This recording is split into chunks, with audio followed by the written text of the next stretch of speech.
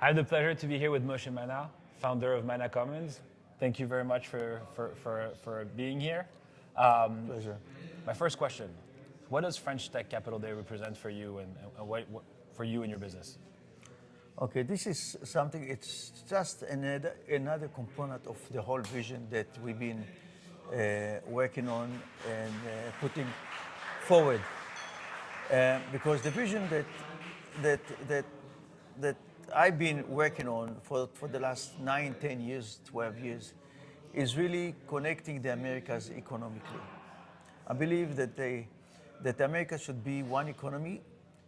It's 700 million people, very fragmented. 400 million people in the north, that with a strong economy, together is 1.1 billion people economy. Now, if America want to compete in the future, in the global world, China's 1.5 billion, India 1.2, 1.5 billion. I mean, also, the only way for America to annex economically Latin America, just like Germany did, West Germany did with East Germany, because Latin America is the last land reserve left on the planet, did not go through the Industrial Revolution. Unlimited amount of resources, water, cheap labor, anything that you want. And what made America great in the past is reaching out to the world and doing exchanges and creating the robust economic, economic engine of the world.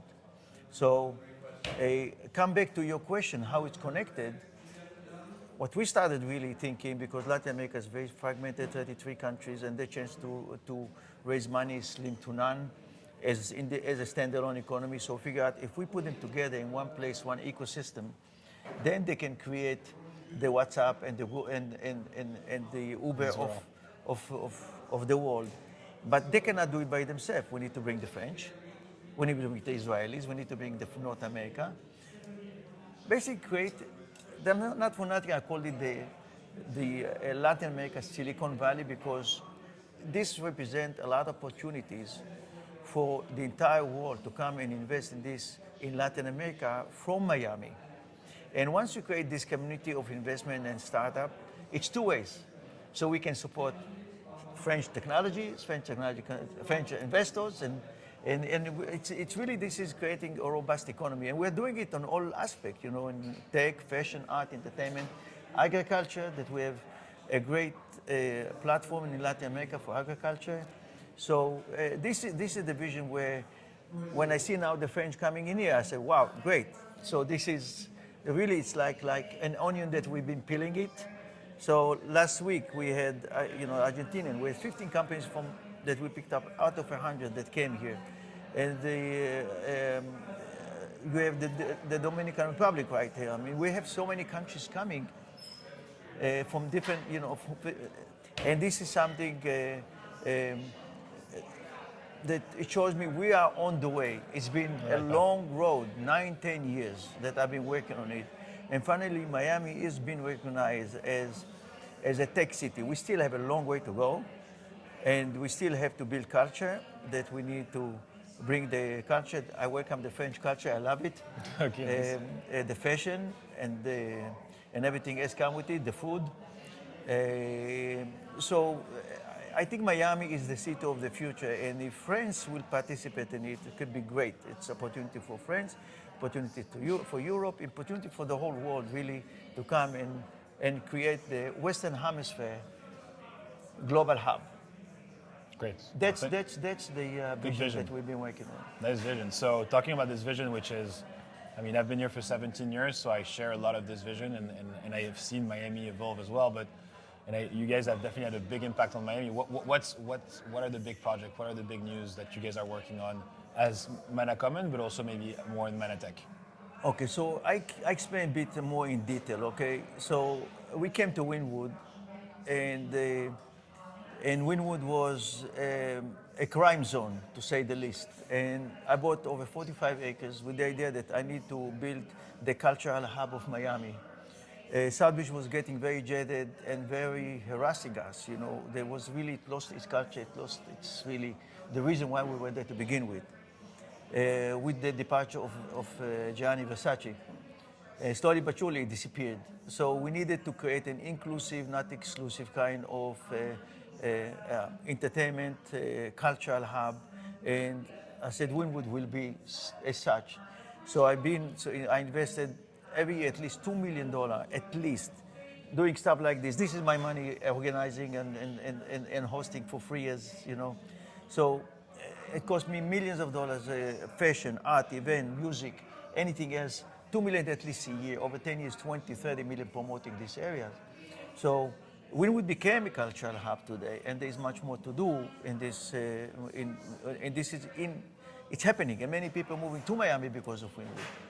Same thing, I came to downtown. Downtown used to be Miami, the heart of Miami, the heart and soul of Miami, but got dilapidated, all this broken down building. I said, okay, I'm going to buy everything and I'm going to create this so-called live, work, play community. And I bought 80 properties, 80, 80. And I bought them not based on value, based on idea, because I had an idea. The idea is to create here the live, work, play community that can really impact the entire Western Hemisphere. Winwood, downtown, and downtown has a lot of good characteristics to become the meat packing of New York City. I came from the meat packing. I was the one to start the whole meat packing in New York Okay, City. very nice. So we're doing, like, see downstairs, all this street are broken down construction. This was my initiative. I created the vision for the street, curbless, walkable, pedestrian kind of neighborhood, and I went and I put his money. Then I went to the city and to the county, and I was able to raise the money to do it. And it's going to take time and not overnight. I get criticized a lot for not doing. Yes, we're doing. We're doing, but not everything you can measure it with stone and bricks. And it takes time to design, to envision. It's not just building another high rise or another brickle. And we have a great design and great forward plan for the street, for Winwood. We already know what we want to do. Was the biggest hurdle. And now we're doing it, we work on everything. And what I see here with you here and with your team, this is the unfolding of the vision. Yeah, well, I really hope that comes to life. I've also been a big believer in downtown myself for 10 years. We bought 10 years ago here, so I definitely share that vision of Winwood. It will happen sooner or later, and it's all come back to the American government.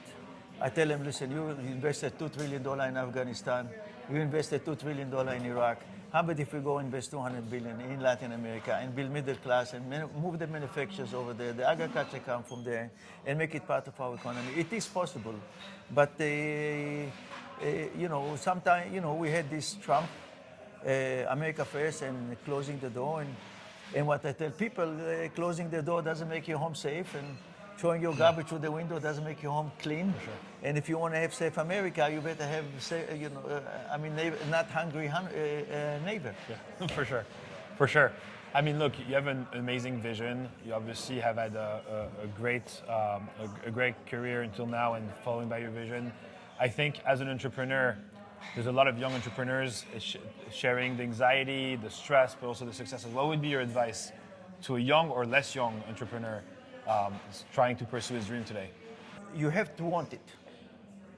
You have to want it. If you don't want it, it's not going to happen. This is your conviction. You have to have conviction. You want to make it happen, or you want it. This is first and foremost. And then you have also to make sure that to do it in a fair way, to be fair in life.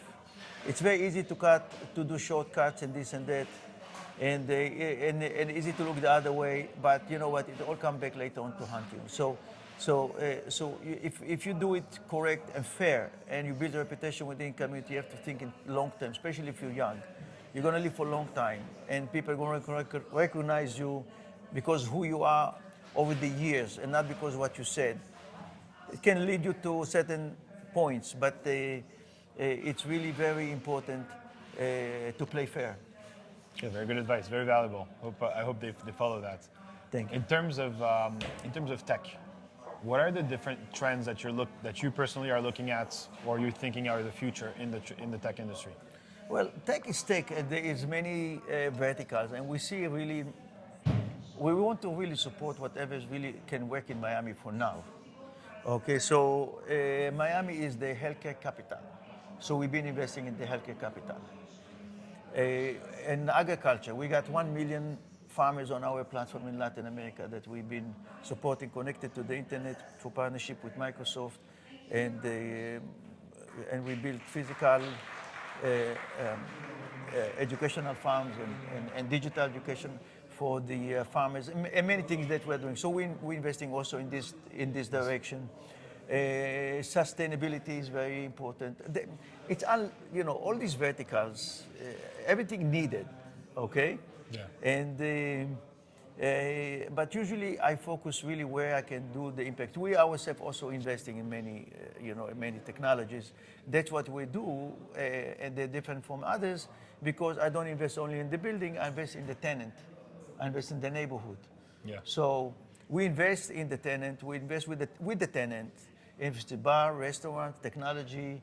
This is not only rent-driven kind of community. That's the Mana Common. Community. Yeah, exactly. It's Okay. so we build more. I like to refer that we don't build building, we build communities, and that's what I really focus. And building communities, it's building and people. You want to make people successful.